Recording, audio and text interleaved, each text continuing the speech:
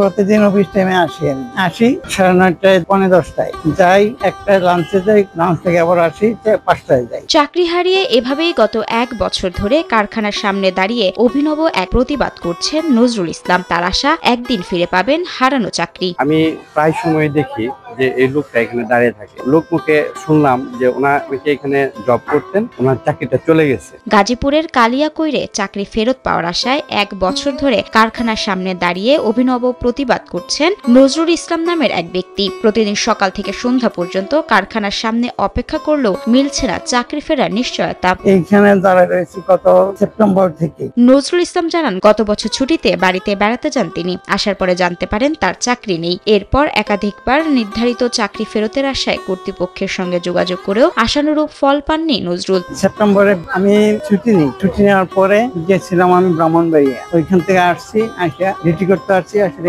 বন্ধ। গাজীপুরে কালিয়াকৈর উপজেলার সফিপুর এলাকায় মাহমুদ ডিনিম পোশাক কারখানায় চাকরি করতেন নজরুল ইসলাম। প্রায় 1 বছর আগে কাজ হারানোর পর থেকে প্রতিদিনই কারখানার গেটের সামনে এসে দাঁড়িয়ে থাকেন তিনি। সকালবেলা আসি, এই যে খাড়াইয়া থাকেই, নড়ানড়ি করে না। এই সকালে আসি 5টা 2টা 3টা 4টা বন্ধ থাকে। প্রতিদিন অফিস টাইমে আসি, আমি অফিস টাইমে আসি, আমাকে আসতে বলে, আসি, এমডি স্যার আসে, তার সাথে আলাপ করি। এমডি স্যার বললো যে থাকো কিছুদিন, এইভাবে চলছে। এমডি স্যার নিতে চাই ভিতরে।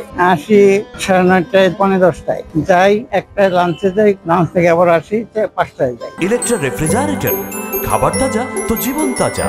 ইলেকট্রা, ফ্রিজের রাজা। কারখানার সামনে প্রতিদিন দাঁড়িয়ে থাকেন রোদ বৃষ্টি উপেক্ষা করে। তবে কিছু জমানো টাকা ছিল, তা দিয়ে চলছে নজরুলের পরিবার। জমানো টাকা শেষ হলে কিভাবে চলবে তার সংসার, তাও জানেন না তিনি। এখানে দাঁড়াই, এখানে বৃষ্টি আসলে ওই বারান্দায় দাঁড়াই, না হয় এইখানে দাঁড়াই। সংসার চলছে, জমানো টাকা ছিল ওইগুলিতেই চালাইতেছি। এ বিষয়ে জানতে কারখানার গেটে গেলে ভিডিও করতে নিষেধ করেন কারখানা কর্তৃপক্ষ এবং এই বিষয়ে কোনো বক্তব্য দেওয়া হবে না বলেও জানান নিরাপত্তায় দায়িত্বে থাকা কর্মকর্তারা।